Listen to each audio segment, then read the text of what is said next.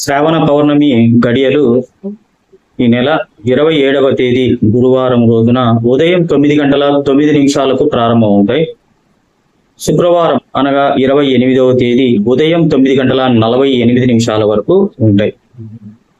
పౌర్ణమి రాత్రి గడియలు మాత్రము గురువారానికే వర్తిస్తాయి.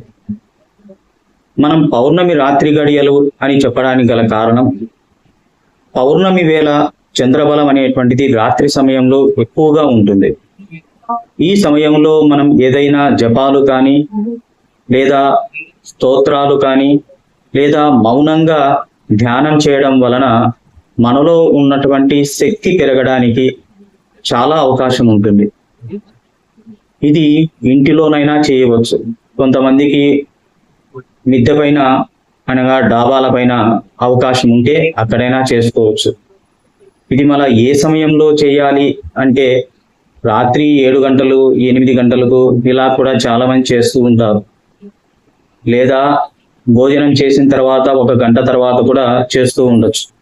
అయితే అర్ధరాత్రి 12 గంటలు దాటిన తర్వాత 12:40 మధ్యలో చేయగలిగితే మాత్రము ధ్యానం ఇంటి లోపలే చెయ్యండి, బయట కాకుండా.